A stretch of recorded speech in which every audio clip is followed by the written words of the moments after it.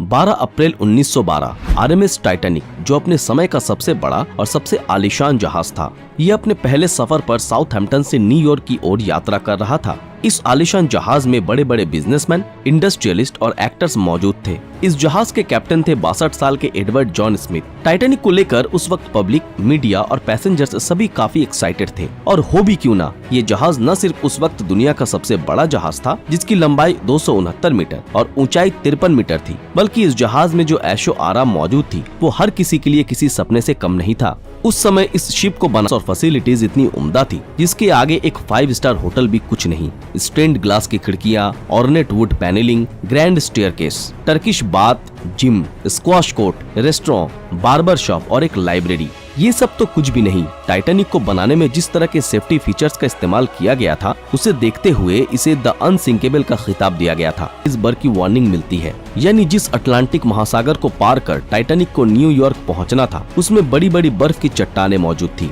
पर ये वार्निंग्स इतनी भी डेंजरस नहीं थी। अक्सर जहाज अपने आसपास मौजूद अन्य जहाजों को रेडियो सिग्नल्स के थ्रू सिग्नल भेजकर आगाह करता रहता है कि समंदर के इस क्षेत्र में आइसबर्ग है, सावधानी से आगे बढ़े। ऐसे ही उस दिन भी टाइटैनिक को मिले इन वार्निंग्स के बाद टाइटैनिक ने भी अपना रास्ता 2 बार बदला, लेकिन अपनी स्पीड को जरा भी कम नहीं किया। टाइटैनिक अपनी डेस्टिनेशन की ओर 21.5 नॉट्स यानी 40 किलोमीटर पर आवर्स की स्पीड से आगे बढ़ता है। इसके 2 दिन बाद 14 अप्रैल 1912 के दिन ऐसे ही 7 और आइसबर्ग की वार्निंग्स टाइटैनिक को दी जाती है, लेकिन इसके कैप्टन स्मिथ और उनके क्रू मेंबर्स इस वार्निंग को ठीक 11:39 पर अचानक शिप के सामने एक विशालाकार आइसबर्ग नजर आता है। वो तुरंत 3 बार घंटी बजाते हैं और कॉल कर ब्रिज पे मौजूद ऑफिसर को चीख कर कहते हैं, हमारे सामने एक विशाल आइसबर्ग है, जहाज को तुरंत मोड़ो। फर्स्ट ऑफिसर विलियम इस सिग्नल के मिलते ही दौड़कर इंजन रूम में जाते हैं और शिप को लेफ्ट डायरेक्शन में मोड़ने का इंस्ट्रक्शन देते हैं थी। और सिर्फ 1 मिनट बाद 11:40 पर टाइटैनिक आइसबर्ग से टकरा जाता है।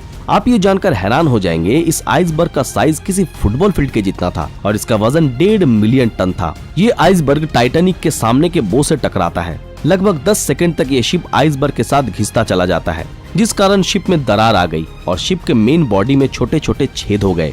आप शायद यही सोच रहे होंगे, आखिर बर्फ इतनी मोटी मेटल के लेयर जिसके इतने वजन के चलते इसने मेटल को भी चीर दिया।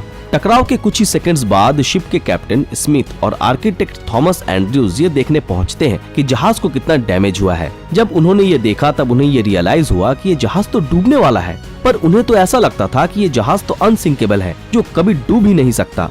गाइज, इस शिप में इस्तेमाल हुए 2 सबसे अहम सेफ्टी फीचर्स के कारण इसे अनसिंकेबल माना जाता था। पहला, इस जहाज में डबल बॉटम हल का इस्तेमाल किया गया था, यानी 2 लेयर लगे थे।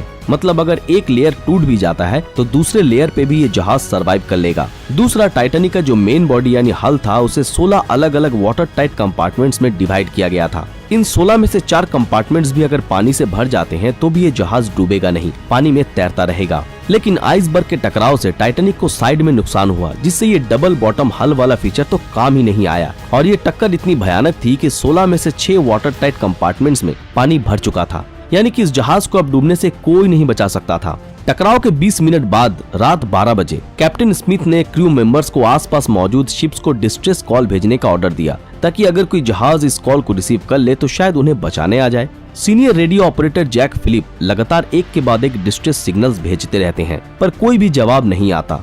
आखिरकार 20 मिनट बाद 12:20 पर आरएमएस कारपेथिया जहाज इस सिग्नल को रिसीव करता है और टाइटैनिक को बचाने आगे बढ़ता है। 3 घंटे लगेंगे, लेकिन क्या तब तक टाइटैनिक बच पाएगा? बाकी क्रू मेंबर्स भी फ्लेयर्स और रॉकेट छोड़ते हैं ताकि कोई भी शिप इसे देख उन्हें बचाने आ जाए, लेकिन दुर्भाग्यवश किसी भी शिप ने रिस्पॉन्स नहीं किया। अब कैप्टन स्मिथ पैसेंजर्स को लाइफ बोट की मदद से बाहर निकालने का ऑर्डर देते हैं। नियम के मुताबिक औरतों और बच्चों को लाइफ बोट्स में पहले बिठाया जाएगा। टाइटैनिक पे मौजूद ज्यादातर यात्री जरा भी चिंतित नहीं थे, क्योंकि उन्हें ऐसा लगता था कि ये शिप तो अनसिंकेबल है, ये डूबने वाला थोड़ी ना है। इसलिए जब पहला लाइफ बोट उतारा गया, उसमें 65 लोगों की जगह सिर्फ 28 लोग ही सवार हुए। लेकिन समय के साथ एक एक करके 6 कंपार्टमेंट्स पानी से भरते चले गए। तब जाकर पैसेंजर्स को ये समझ आया कि ये जहाज अब डूबने वाला है। ये जानने के बाद लोग काफी घबरा गए और भगदड़ मच गई। रात के 1 बजे तक टाइटैनिक के आगे वाले हिस्से में इतना ज्यादा पानी भर चुका था कि इसका अगला हिस्सा पानी में डूबने लगा और जहाज के पीछे का हिस्सा पानी से बाहर आ गया। अब लोग अपनी जान बचाने के लिए एक दूसरे से लड़ने लगे, क्योंकि जहाज में सिर्फ 20 लाइफ बोट्स ही बचे थे, जिनके जरिए सिर्फ 1200 लोगों को ही बचाया जा सकता था। लेकिन टाइटैनिक पे 2200 से ज्यादा लोग मौजूद थे। रात के 2:05 पर आखिरी लाइफ बोट को उतारा गया। लेकिन शिप पर अभी भी 1500 से भी ज्यादा लोग मौजूद थे।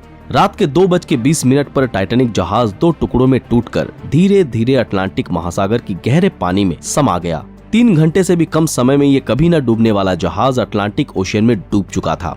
शिप पे मौजूद 1500 लोगों में से कुछ तो जहाज के साथ ही डूब गए और जिन्हें तैरना आता था वो हाइपोथर्मिया के कारण मारे गए, क्योंकि पानी का तापमान -2 डिग्री सेल्सियस था। आरएमएस कारपेथिया जहाज 3:30 से 4 बजे के बीच जब वारदात वाली जगह पहुंचता है तब तक टाइटैनिक तो डूब चुका था, पर 705 लोग जो लाइफ बोट्स में थे उन्हें ये शिप बचाने में कामयाब हुआ। इस दुर्घटना के